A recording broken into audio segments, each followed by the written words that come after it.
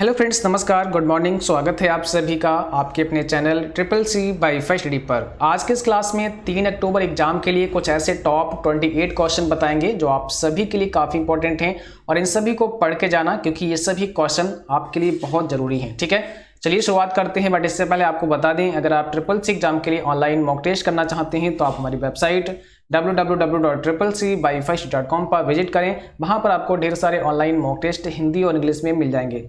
साथ ही साथ वहां से आप इंपॉर्टेंट क्वेश्चन आंसर और उनके पीडीएफ भी डाउनलोड कर सकते हैं। लिंक डिस्क्रिप्शन बॉक्स में दिया गया है, जहां से आप विजिट कर सकते हैं। चलिए शुरुआत करते हैं आज के इस क्लास की। आज का सबसे पहला प्रश्न आपके लिए पूछा है, किसी स्पेशल स्लाइड नंबर पर जाने के लिए दबाते हैं। अगर आप किसी स्पेशल स्लाइड नंबर पर जाना चाहते हैं, उसके लिए कौन सी शॉर्टकट की प्रेस करते हैं?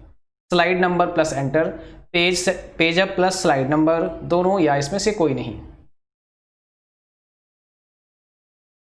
अब आपको यहाँ पे करेक्ट जवाब करना है। सही जवाब क्या होगा जल्दी से बताइए। सभी क्वेश्चन 28, ये सभी क्वेश्चन मोस्ट इंपॉर्टेंट हैं। आप इन्हें अच्छे से पढ़ के जाएं अपने एग्जाम में, क्योंकि बहुत सारे क्वेश्चन आपको यहाँ से मिल सकते हैं। ठीक है, तो पहले क्वेश्चन का जवाब क्या होगा? पहला ऑप्शन करेक्ट हो जाएगा, स्लाइड नंबर प्लस एंटर।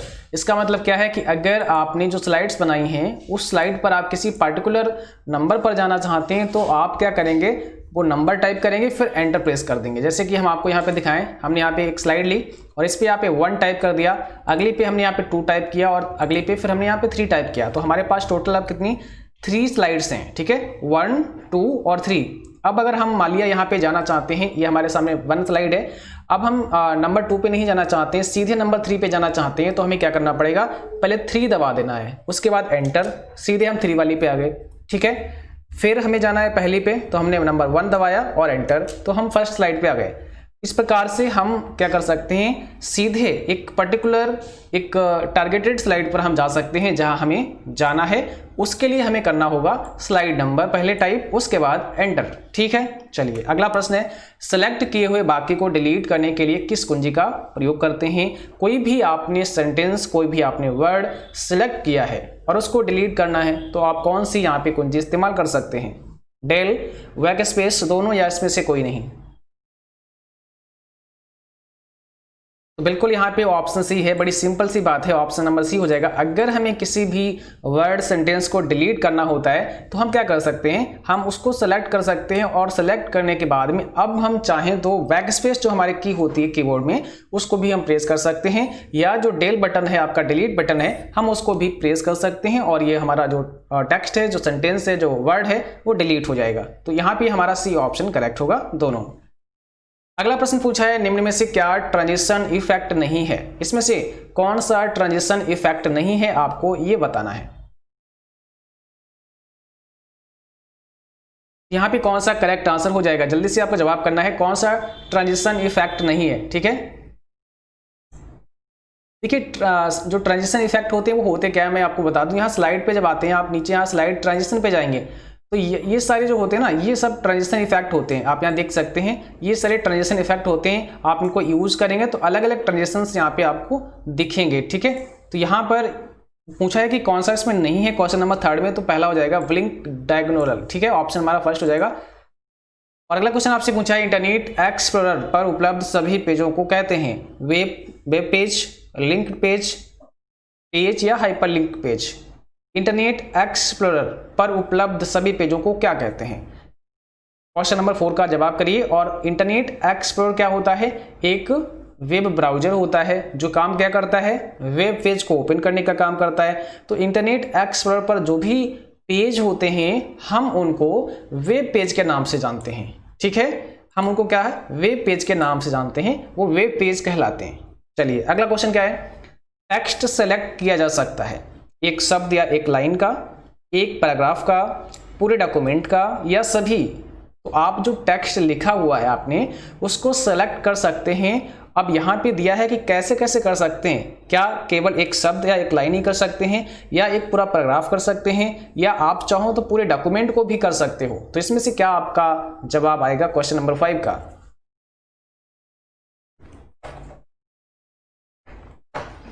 तो यहाँ पर आंसर होगा डी, हम सभी को कर सकते हैं। हम चाहें तो एक शब्द कर सकते हैं, चाहें तो एक लाइन कर सकते हैं, चाहें तो एक पैराग्राफ कर सकते हैं, अगर चाहें तो हम पूरे डॉक्यूमेंट को भी सिलेक्ट कर सकते हैं। सो यहाँ पर हमारा ऑप्शन डी करेक्ट है। अगला क्वेश्चन है, सेल में डाले गए कमेंट कहलाते हैं smart tip, cell tip, web tip या सॉफ्ट टिप। तो सेल में डाले गए कमेंट क्या कहलाते हैं? क्वेश्चन नंबर 6 का जवाब करिए, कौन सा सही जवाब है यहाँ पे। और आप सभी भाई शेयर करते रहो क्लास को, जो बच्चे लाइव आ चुके हैं आप सभी क्लास को शेयर करें और वीडियो को लाइक भी कर दिया करें सभी साथी, ठीक है। और जो साथी चैनल पर नए हों, पहली बार हों, आपका मोस्ट वेलकम है। आप सभी चैनल को सब्सक्राइब करके बेल आइकन भी ऑन कर देना ताकि नोटिफिकेशन भी आपको मिलता रहे। यहाँ पे हो जाएगा ऑप्शन भी, ध्यान रखना है सेल टिप, ठीक है। नेक्स्ट क्वेश्चन है, वर्ड में आप मार्जिन परिवर्तन कर सकते हैं। अब रूलर के प्रयोग से कर सकते हैं, पेज सेटअप के प्रयोग से कर सकते हैं, या दोनों, या इसमें से कोई नहीं। तो आप वर्ड में पूछा यहाँ पे मार्जिन कैसे परिवर्तित कर सकते हैं, ठीक है। चलिए क्वेश्चन नंबर 7 का सही जवाब करना है कमेंट बॉक्स में। राइट आंसर यहाँ पे क्या होगा? आप वर्ड में मार्जिन परिवर्तित कर सकते हैं, तो यहाँ पे करेक्ट आंसर सी है, दोनों। आप रूलर के प्रयोग से भी कर सकते हैं और पेज सेटअप के प्रयोग से भी कर सकते हैं, दोनों से मार्जिन को सेट किया जा सकता है। थिसॉरस के लिए कौन सी शॉर्टकट की इस्तेमाल करते हैं, आपको आंसर करना है और ये काफी इंपॉर्टेंट क्वेश्चन है। थिसॉरस के लिए कौन सी आप शॉर्टकट की इस्तेमाल करते हैं, ठीक है। चलिए क्वेश्चन नंबर 8 आपको बताना है सही जवाब यहाँ पे क्या होगा। तो सिंपल सा है, आप ध्यान रखना है कंट्रोल F7 इस्तेमाल होती है थिसॉरस के लिए शॉर्टकट की, ठीक है। अगला क्वेश्चन है, किस कुंजी के प्रयोग से सेल में वर्तमान दिनांक डाली जाएगी? अगर आप करंट डेट डालना चाहते हैं, करंट डेट डालना चाहते हैं तो आप कौन सी शॉर्टकट की इस्तेमाल करते हैं? कैल्क या फिर एक्सेल, दोनों में ही काम करेगी। तो आपका जवाब यहाँ पे क्या होगा क्वेश्चन नंबर 9 का?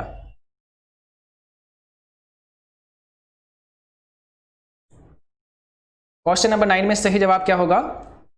ऑप्शन पहला, ठीक है। अगर पूछा जाए कि करंट डेट आपको डालनी है तो कंट्रोल के साथ में आप देख रहे हैं ना, ये आप देख रहे हैं कॉलन, इसका यूज करना है हमें, ठीक है। कंट्रोल के साथ में, जैसे हम यहाँ पे आए और यहाँ पे मुझे डेट डालना है तो मैंने कंट्रोल के साथ में इसका इस्तेमाल किया, तो आपने देखा यहाँ पे डेट हमारी इंसर्ट हो चुकी है। ऐसे यहाँ पे देखो डेट इंसर्ट हो चुकी है, ठीक है। इस कंट्रोल दबाना है और उसके बाद में कॉलन का सिंबल दबाना है। अगर आपसे पूछा जाए कि आपको करंट टाइम डालना है तो टाइम के लिए हम कंट्रोल के साथ शिफ्ट दबाएंगे, फिर हम कॉलन का इस्तेमाल करेंगे और जो करंट टाइम होगा वो हमारा यहाँ पे आ जाएगा, ठीक है। तो ध्यान रखना है, ये काफी इंपॉर्टेंट है। कंट्रोल के साथ कॉलन, सेमी कॉलन, और इसके लिए क्या होता है आप डेट डाल सकते हैं। अगर आपसे पूछे कि करंट समय, करंट टाइम, तो कंट्रोल शिफ्ट फिर उसके बाद में कॉलन, ठीक है। अगला क्वेश्चन है, CU का फुल फॉर्म क्या होता है? CU का फुल फॉर्म क्या होता है? तो यहां पे याद रखना है कंट्रोल यूनिट होता है, ध्यान रखना है कंट्रोल यूनिट होता है CU का फुल फॉर्म। अगला प्रश्न है, चार्ट के आकार को बदलने के लिए बिना इसके अनुपात में बदलाव किए कॉर्नर हैंडल को ड्रैग करते हुए प्रेस करना होगा, ठीक है। आप नहीं चाहते हैं कि उसमें अनुपात जो दिया है, ठीक है, आपने कोई फॉर एग्जाम्पल कोई इमेज आपने इंसर्ट कर दी है और उस इमेज का जो रेशियो है, जो अनुपात है, जो उसकी चौड़ाई है, जो उसकी हाइट है, उसमें बदलाव नहीं चाहते हैं, तो आप कैसे उसको ड्रैग करते हैं, कैसे उसको आप बड़ा करते हैं और आकार में आपको बदलाव करना है। तो उसके लिए हम क्या करते हैं, जो कॉर्नर होता है ना, जो चार कॉर्नर होते हैं उसमें एक कॉर्नर को हम नीचे क्या करते हैं, उसको ड्रैग करते हैं, वहां से हम उसको खींचते हैं, ठीक है। उसके कॉर्नर हैंडल को हम ड्रैग करते हैं और कंट्रोल के साथ में ड्रैग करते हैं, ठीक है। तो यहां पर हो जाएगा हमारा ऑप्शन सी। इससे क्या होगा, उसके साइज में उसका जो अनुपात होगा उसमें कोई भी बदलाव नहीं होगा, तो उसी रेशियो से आपका साइज बड़ा हो जाएगा, इंक्रीज हो जाएगा, ठीक है। अगला क्वेश्चन है, एक नया रिक्त प्रस्तुति बनाने के लिए आप न्यू बटन पर क्लिक करेंगे, फाइल मेनू पर क्लिक करेंगे, दोनों या इसमें से कोई नहीं। नया रिक्त मीन्स एक ब्लैंक, अगर आप प्रेजेंटेशन एक अपना बनाना चाहते हैं तो उसके लिए क्या आप यूज करेंगे, मीन्स एक नया पेज ओपन करना चाहते हैं, ठीक है। तो यहां पर हो जाएगा सी। आप दोनों का इस्तेमाल कर सकते हैं, आप न्यू बटन पर क्लिक करके भी से ओपन कर सकते हैं, फाइल न्यू का प्रयोग भी कर सकते हैं, ठीक है। चलिए अगला क्वेश्चन है, एक स्लाइड का वह क्षेत्र जो टेक्स्ट को रखता है, प्रेजेंटेशन आउटलाइन में दिखाई देगा, उसको हम क्या कहते हैं? Text box, place holder, bullet point, title box, क्या होगा इसमें से सही जवाब? एक स्लाइड का वह क्षेत्र जो टेक्स्ट को रखता है उसे हम कहते हैं प्लेस होल्डर। याद रखना है आप सभी को, क्या कहते हैं? प्लेस होल्डर कहते हैं। अगला क्वेश्चन है, F5 की का प्रयोग किया जाता है कंटेंट्स को रिफ्रेश करने के लिए, विंडो को बंद करने के लिए, शट डाउन करने के लिए या रिस्टार्ट करने के लिए। F5 हम कब इस्तेमाल करते हैं? तो सिंपल सी बात है, कंटेंट्स को रिफ्रेश करने के लिए। ऑप्शन हमारा फर्स्ट यहाँ पे करेक्ट है। अगला क्वेश्चन है, प्रयोगकर्ता की विशिष्ट संसाधन की जरूरत को पूरा करने के लिए सॉफ्टवेयर निर्देश कहलाते हैं। देखिए क्वेश्चन समझिए, प्रयोगकर्ता मीन्स यूजर, ठीक है, यूजर की विशिष्ट संसाधन की जरूरत को पूरा करने के लिए सॉफ्टवेयर निर्देश क्या कहलाते हैं? सॉफ्टवेयर निर्देश का मतलब हो गया प्रोग्राम, ठीक है। तो क्या कहलाते हैं? सिस्टम सॉफ्टवेयर कहलाते हैं, माइक्रो कंप्यूटर कहलाते हैं, या डॉक्यूमेंटेशन या एप्लीकेशन?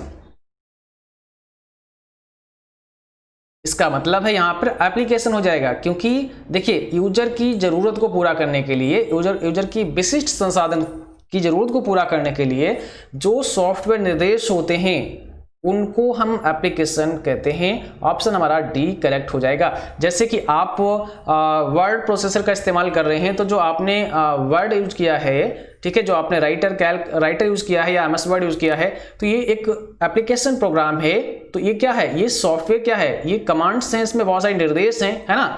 तो ये एक एप्लीकेशन प्रोग्राम है जो कि यूजर की जरूरत को पूरा करता है, यूजर के काम की चीज है, इस पे यूजर अपना वर्क करता है, ठीक है, तो उसकी नीड को ये पूरा करता है। तो ये हो जाएगा हमारा एप्लीकेशन, ठीक है। ऑप्शन हमारा डी यहाँ पे करेक्ट हो जाएगा। अगला क्वेश्चन है, निम्न में से कौन सेंट्रल प्रोसेसिंग यूनिट का भाग है? Central processing unit means CPU का भाग है। तो keyboard, printer, tab, arithmetic logic unit, इसमें से कौन सा होगा?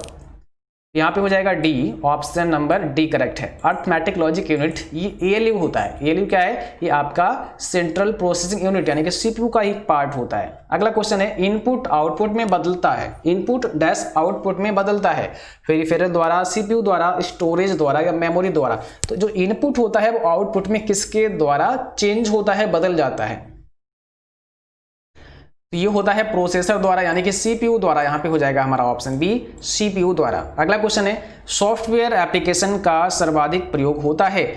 किस सॉफ्टवेयर एप्लीकेशन का सबसे ज्यादा प्रयोग होता है? वर्ड प्रोसेसिंग में, स्प्रेडशीट में, डेटाबेस में, ग्राफिकल प्रस्तुति में? सॉफ्टवेयर एप्लीकेशन का सर्वाधिक प्रयोग होता है, तो भाई सबसे ज्यादा प्रयोग होता है वर्ड प्रोसेसिंग में, सबसे ज्यादा यही यूज होता है वर्ड प्रोसेसिंग में, ठीक है। तो जो एप्लीकेशन सॉफ्टवेयर ये वर्ड प्रोसेसिंग में ज्यादा इस्तेमाल होता है, आप बोल सकते हैं। पहला ऑप्शन यहाँ पे करेक्ट हो जाएगा। अगला क्वेश्चन है, प्रथम पेज जो वेब पर दिखता है, जब किसी वेबसाइट पर विजिट करते हैं तो पहला पेज आपको दिखता है, उस पहले पेज को और किस नाम से हम जानते हैं? उसका नाम क्या है? होम पेज है उसका नाम। हमारा ऑप्शन यहाँ पे करेक्ट होगा ए, उसे कहते हैं होम पेज, ठीक है। पहला पेज मतलब home page. Binary number, binary संख्या प्रणाली का आधार पूछा है, बाइनरी नंबर सिस्टम का आधार पूछा है, कितना होता है? 20 का सही जवाब बताइए क्या होगा? 2 होता है, ध्यान रखना है यहाँ पे, ठीक है। ऑप्शन पहला हो जाएगा 2। अगला क्वेश्चन है, सभी आधुनिक कंप्यूटर संचालित होते हैं इंफॉर्मेशन फ्लॉपी पर, डाटा पर या वर्ड पर? सभी आधुनिक कंप्यूटर संचालित होते हैं, कौन सा यहाँ पे करेक्ट आंसर है? तो हो जाएगा सी, डाटा पर। अगला क्वेश्चन आपके लिए, निम्न में से डैश बटनों का समूह है जो विभिन्न कार्यों का प्रतिनिधित्व करते हैं? बटन, मेनू, टूल बार या वेरिफिकेशन? निम्न में से डैश बटनों का समूह है जो कि विभिन्न कार्यों का प्रतिनिधित्व करते हैं? 22 में आपका राइट आंसर क्या है? तो निम्न में से टूल बार यहाँ पे हो जाएगा। टूल बार क्या है? बटनों का एक समूह होता है जो कि विभिन्न कार्यों का प्रतिनिधित्व करते हैं। तो ऑप्शन हमारा यहाँ पे सी हो जाएगा। अगला क्वेश्चन है, डाटा को प्रविष्ट क्रम में लगाने को कहते हैं? डाटा को प्रविष्ट क्रम में लगाने को कहते हैं? 23 में आपका सही जवाब क्या होगा? तो इसे कहते हैं सॉर्टिंग। ऑप्शन बी करेक्ट है। क्या कहते हैं? सॉर्टिंग कहते हैं, ठीक है। अगला क्वेश्चन है, निम्न में से ग्राफिकल पैकेज है, निम्न में से ग्राफिकल पैकेज क्या है? यहां पे अगर ग्राफिकल पैकेज की बात करें तो हो जाएगा आपका कोरल ड्रॉ। ऑप्शन पहला करेक्ट होगा। अगला क्वेश्चन है, स्लाइड शो प्रारंभ करने के लिए किस कमांड का प्रयोग किया जाता है? एडिट, स्लाइड शो, फाइल या टूल्स? अगर आप स्लाइड शो प्रारंभ करना चाहते हैं तो इसमें से कौन सी कमांड इस्तेमाल करते हैं? 25 में आपका जवाब क्या होगा? तब हम स्लाइड शो इस्तेमाल करते हैं। ऑप्शन हमारा यहाँ पे वी हो जाएगा, स्लाइड शो। और अगर इसके लिए हम शॉर्टकट की आपसे पूछें तो शॉर्टकट की क्या होती है? स्लाइड शो को प्रारंभ करने के लिए F5 इस्तेमाल करते हैं। और अगर आपसे पूछा जाए कि करंट स्लाइड शो, जिस स्लाइड पर आप वर्क कर रहे हैं उसी स्लाइड को केवल हमें वही उसी स्लाइड से मुझे स्टार्ट करना है, तो हम क्या करेंगे, शिफ्ट के साथ में F5 इस्तेमाल करेंगे। अगला क्वेश्चन है, एक्सेल में रो व कॉलम जहां एक दूसरे से विभाजित होते हैं उसे क्या कहते हैं? जहां पर रो एंड कॉलम मिलते हैं, एक दूसरे को काटते हैं, उसको क्या कहते हैं? स्क्वायर या फिर क्यूबिकल, सेल या वर्कशीट?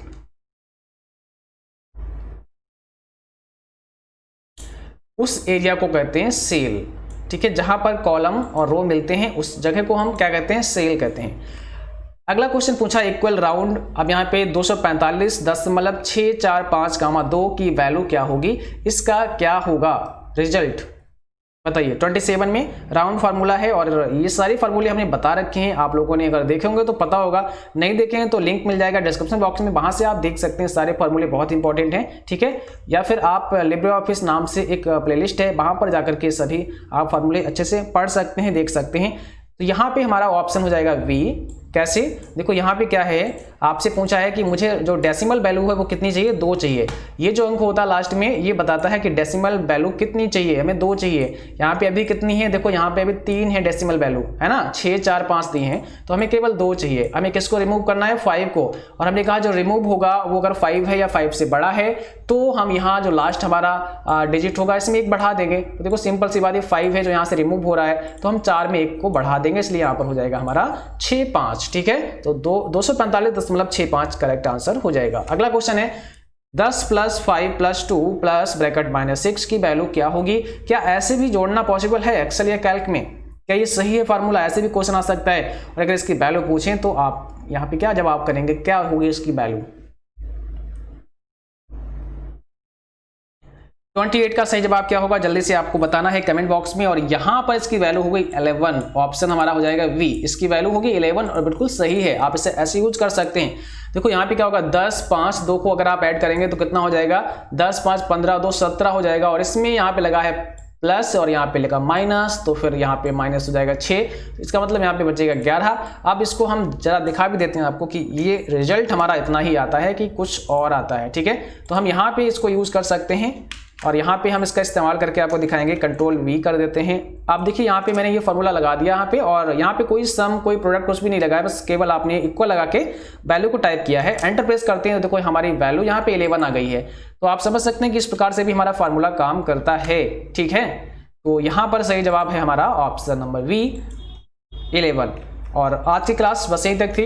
उम्मीद करता हूँ सभी को क्लास पसंद आई होगी। आप अपने क्वेश्चन हमें जरूर भेजें। क्वेश्चन भेजने के लिए आप मुझे मेल कर सकते हैं या मुझे इंस्टाग्राम, फेसबुक पर भी अपने क्वेश्चन भेज सकते हैं। नीचे कमेंट बॉक्स में भी अपने क्वेश्चन बता सकते हैं। आज के क्वेश्चन बताएंगे तो हम इसको नेक्स्ट क्लास में जरूर डिस्कस करेंगे ताकि और भी बच्चों को बेनिफिट हो सके। Thanks for watching, thank you. और जिनका भी आज एग्जाम है, अभी एग्जाम देने जा रहे हैं, आप सभी को हमारी तरफ से बहुत बहुत शुभकामनाएं। Best of luck. उम्मीद है आप सभी का पेपर बहुत अच्छा होगा। Thanks for watching, thank you.